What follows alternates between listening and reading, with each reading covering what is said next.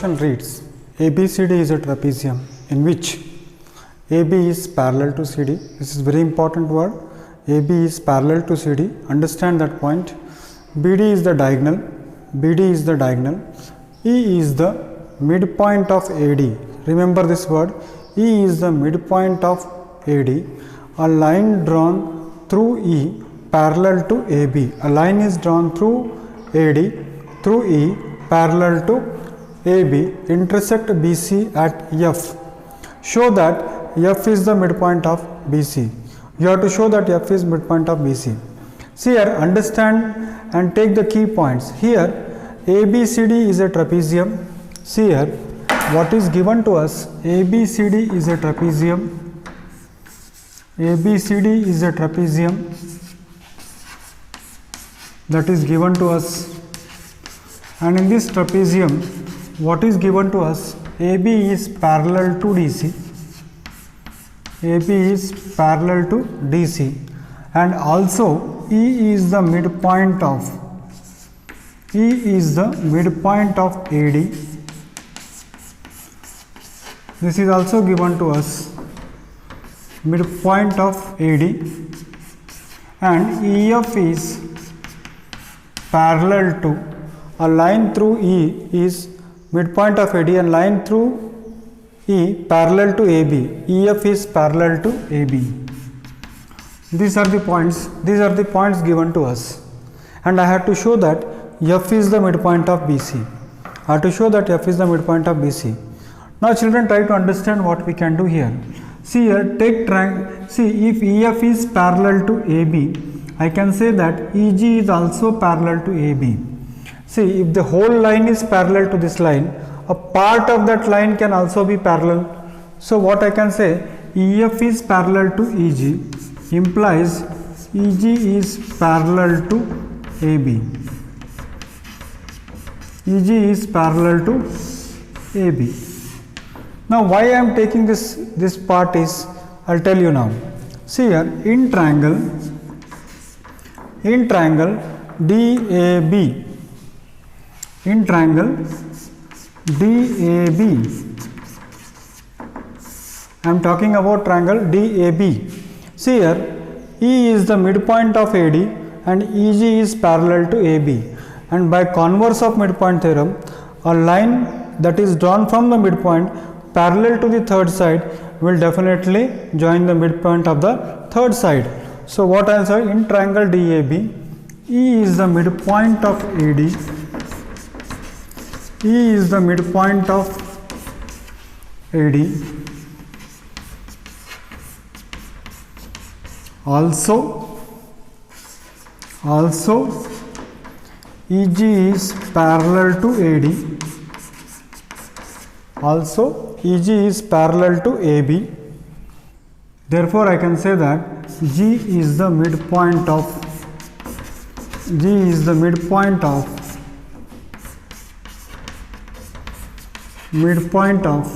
BD. Now you will say, sir, and how it has come? By midpoint theorem. Now you will say, sir, आपको तो किसी ने ये बताया नहीं कि G is the midpoint of BD करना है बोलकर. So why did you do it, sir? Yes, I will come to know that. I will come to that problem. Sir आपको तो बताया कि F is the midpoint of BC prove करना है, मगर आपने क्या प्रूव किया? आपने ये प्रूव किया कि G is the midpoint of BD. मैं आ रहा हूँ उस तरफ. अब देखिए, इस ट्रायंगल के अंदर G इन ट्रायंगल DCB, अभी हमने प्रूव किया कि G is the midpoint of BD. अब देखिए, ये वाला लाइन इसको पैरेलल है, ये वाला लाइन इसको पैरेलल है, तो ये एक दूसरे को पैरेलल है, और ये इसको पैरेलल होने की वजह से ये इसको भी पैरेलल हो जाएगा. तो क्या होगा, अगर ये इसको पैरेलल होगा तो इसका एक पार्ट GF इसको पैरेलल हो जाएगा. Try to understand what I am saying. See here, this is parallel to this, this is parallel to this. Now if this is parallel to this and this is parallel to this, this has to be parallel to this. Two lines parallel to each other are parallel to the same lines are parallel to each other. और I can say here, हम ऐसे बोल सकते हैं यहाँ पर, AB is parallel to CD, AB is parallel to CD, and EF is EF is parallel to AB, and if AB is parallel to CD, EF is parallel to AB, then EF will be parallel to CD. Implies EF will be parallel to CD. EF क्या होगा? CD को parallel होगा. पूरा EF अगर CD को parallel होगा तो ये छोटा सा GF भी CD को पैरेलल होगा, बिकॉज पार्ट ऑफ इट. इसका मतलब ये होगा कि GF is parallel to CD होगा, और G is the mid point of BD and it is parallel to CD, then definitely it will touch the midpoint of BC. But in triangle DCB,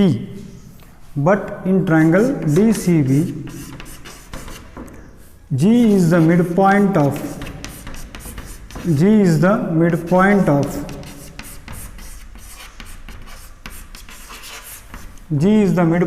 BD, and और ये कहाँ से आया? G is the midpoint of AD. देखिए यहाँ पर हमने equation A लिया है उसको, बाय इक्वेशन A अगर आप चाहो तो लिख सकते हो, and GF is parallel to BC, GF is parallel to CD. तो by converse of midpoint theorem,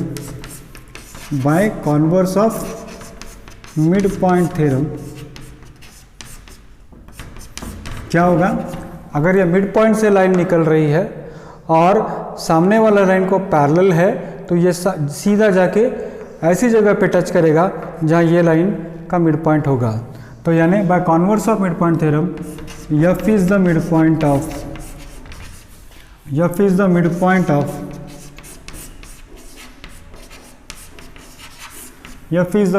of BC. That's all. F is the mid point of BC, यही मुझे प्रूव करना है. सिंपल सी बात है. देखिए ये अगर इसको पैरेलल है और ये मिड पॉइंट से निकल रहा है तो ये EG AB को पैरेलल होगा, और EG लाइन जो है वो G जो है वो BD को वैसे करेगा, और अगर यह इसको पैरेलल है और यह इसको पैरेलल है तो ये वाली लाइन इसको पैरेलल होगी, और G से अगर मिड पॉइंट से लाइन निकल रहा है तो GF will be parallel to this line, and if it is mid point and parallel then F is the mid point of BC. इतनी सी छोटी सी बात. It's very simple. Okay. Question says in parallelogram ABCD is a parallelogram, children. E and F are the midpoints of the side AB. E is the midpoint of side AB. And E and F are the midpoints of the side AB and CD here and CD respectively. Show that the line AF and EC are trisected. The line, what is happening here? It is trisected diagonal BD. It trisects diagonal BD. What he says, वो diagonal BD को क्या करेगा? Trisect करेगा. तो देखते हैं इसको क्या कर सकते हैं, कैसे कर सकते हैं. देखिए E is the midpoint of AB. E and F are midpoints. He says E is the midpoint of AB. F is the midpoint of CD. Okay. E is the midpoint of AB. F is the midpoint of CD. And also here this line is parallel to this line, so half of that also will be parallel. What I want to say is ABCD is a parallelogram. ABCD is a parallelogram. ये मैं नहीं कहता, ये given है. तो अगर ABCD parallelogram है बच्चों, तो मैं क्या कहता हूँ, what you say is AB will be parallel to CD. If you say ABCD is a parallelogram, what I understand is AB is parallel to CD and AB is equal to CD by property of parallelogram. How it has come? By property of parallelogram. Now children, if AB is parallel to CD, then the part of AB, that is AE, and part of CD, that is CF, will be parallel to each other, and also half of AB will be equal to half of CD, or even if you can say half of AB will be parallel to half of CD, and therefore AE is parallel to CD. So AE is parallel to CF and half of AB is AE. So AE is equal to CF. AE is parallel to CF and AE if equal to CF implies AECF is a parallelogram. AECF is a parallelogram. And children, now see, let us see how we can prove it. See here, if AECF is a parallelogram, then this line is parallel to this line, because opposite sides of a parallelogram are always parallel. तो देखिए, ये वाली line EQ, ये वाली line AF और ये वाली line EC एक दूसरे को पैरेलल होगा। तो देखिए, अब मैं यहाँ पर क्या प्रूव करने जा रहा हूँ। ABD ट्रायंगल में ले रहा हूँ, ABD ट्रायंगल ले रहा हूँ और उस ABD ट्रायंगल के अंदर ये वाली लाइन इसको पैरेलल है, ये वाली लाइन इसको पैरेलल है, because opposite sides of a parallelogram है। तो बच्चों, अगर ये वाली लाइन इसको पैरेलल है तो ये EQ वाली लाइन इस AP को भी पैरेलल होगा, है या नहीं? सिंपल सी बात है। देखिए, ABP लाइन की बात मैं कर रहा हूँ। You will understand it when I right it. जब मैं लिखूंगा आपको पता चल जाएगा। तो दो बातें यहाँ पर लिखना पड़ेगा मुझे। इन ट्रायंगल PAB या BAP, in triangle BAP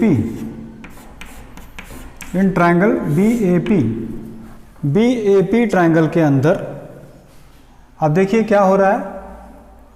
EC is parallel to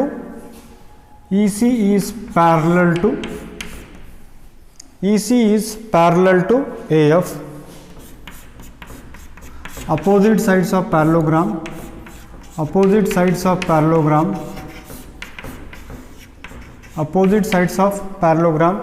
EC is parallel to AF.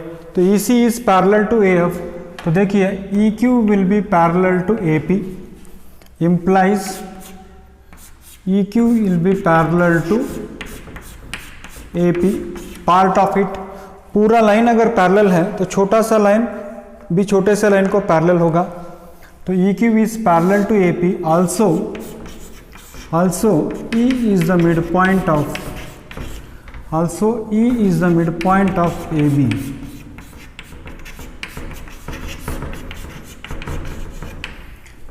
बराबर है। तो आप देखिए हमने क्या प्रूव किया। यह इसको पैरेलल है और ये मिड पॉइंट से निकलने वाली लाइन इसको अगर पैरेलल है तो Q is the mid point of BP हो जाएगा। यहाँ से जो लाइन अगर पैरेलल निकल रही है तो ये लाइन इसका मिड पॉइंट होगा, यानी Q किसका मिड पॉइंट होगा? Q will be the mid point of BP, implies by converse of midpoint theorem, by converse of midpoint theorem,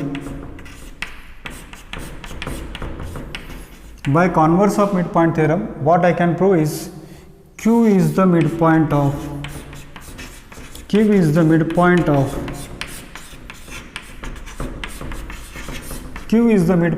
what? BP। Q is the midpoint of BP अगर होगा तो BQ is equal to PQ होगा, implies BQ is equal to PQ। यानी what I have proved is this is equal to this। अब फिर से हम उसी लाइन को लेंगे, यह इसको पैरेलल है बच्चों, this is parallel to this, तो इसका एक छोटा सा हिस्सा इसके एक छोटे से हिस्से को पैरेलल होगा। यानी क्या? अगर AF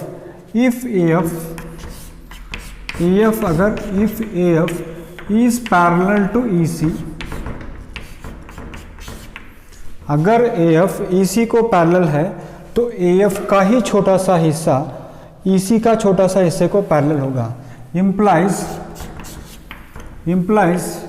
PF is parallel to QC, PF is parallel to QC। FQ, F is the midpoint of CD।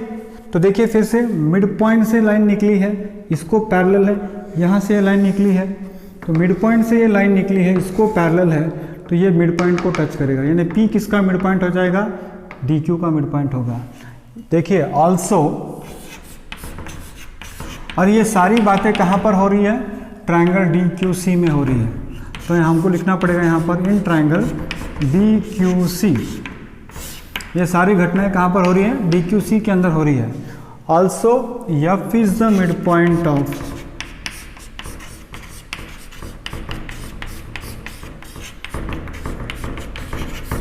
also f is the midpoint of DC, also f is the midpoint of DC।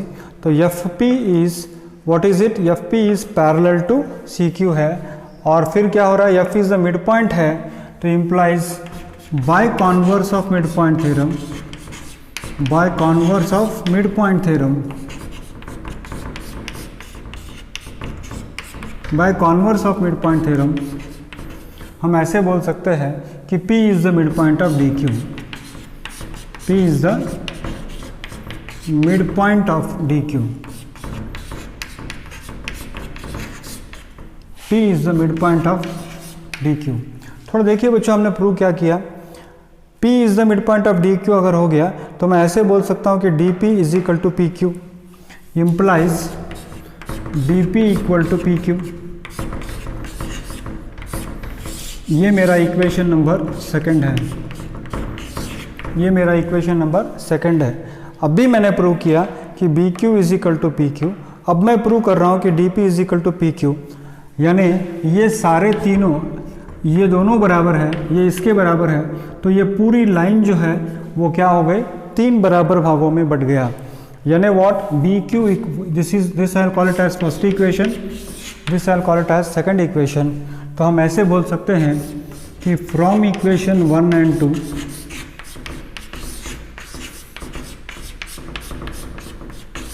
From equation 1 and 2 B Q equal to P Q equal to D P, and therefore क्या होगा, therefore B D is trisected, B D is trisected, यानी B D के कितने भाग हो गए, तीन भाग हो गए। सिंपल सी बात है बच्चों, थोड़ा फिर एक बार अगर मैं आपको एक्सप्लेन करूं तो क्या होगा, ए बी सी डी अगर पैरेललोग्राम है तो ये पूरी वाली लाइन, ये पूरी वाली लाइन के बराबर होगा और इक्वल भी होगा और पैरेलल भी होगा। तो जिसका आधा वाला लाइन जो ए ई है वो उसके आधे वाले लाइन के बराबर भी होगा और इक्वल होगा। इसकी वजह से क्या होगा, ए ई सी एफ क्या होगा, पैरेललोग्राम होगा। अगर ए ई सी एफ पैरेललोग्राम हो गया तो ये दोनों लाइन क्या होंगे, एक दूसरे को पैरेलल होंगे, और अगर ये दोनों लाइन एक दूसरे को पैरेलल होंगे तो ये लाइन जो ई क्यू है वो इसको पैरेलल होगा, और मिड पॉइंट से निकलने की वजह से ये मिड पॉइंट हो जाएगा बी पी का। उसी तरह से ये एफ से है, ये मिड पॉइंट से निकलेगा तो ये इसको पैरेलल होगा, तो ये यहाँ पर टच करेगा पी पे, यानी this equal to this equal to this, और इट इज़ ट्राइसेक्टेड। बहुत सिंपल है, एक बार आप फिर से देख लीजिए तो आपको पता चल जाएगा।